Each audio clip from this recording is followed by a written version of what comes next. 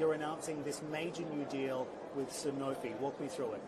Sanofi is a wonderful company. It's in the top 10 pharma companies on the planet, and it's one of the companies leaning in most heavily in the use of AI across all the company. They have many interesting ways that they use AI.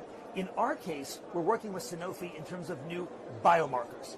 As you know, in the realm of biopharma, it's very important to have new treatments, but it's also critical to have new diagnostics, ways that we can tell, does this person have this disease? Is it progressing? Is it not?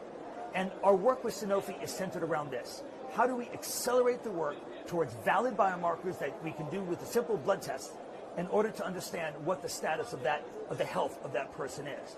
Using this kind of AI, quantitative AI, AI trained on physics, chemistry, biology, pharmacology, that's the AI that we at Sandbox AQ have.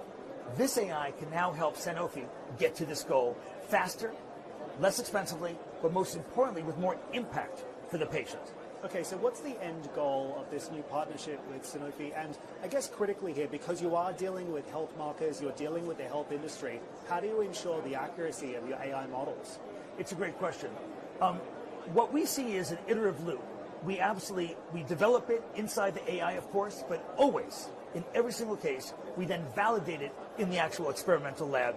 And so we synthesize the drugs that are made or the biomarkers that are made, and we test it in the real world, and we bring that data back into the AI and start again.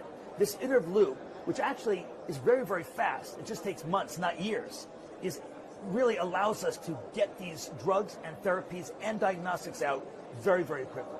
So the real goal is, how can we change the biopharma industry from a hit-based business where once in a while there's a success, but most often failure? Right now, Dan, in clinical trials worldwide, there's a 90% failure today of drugs that come into clinical trial compared to those that succeed in coming out. We want to change that number dramatically with this quantitative AI, with LQMs.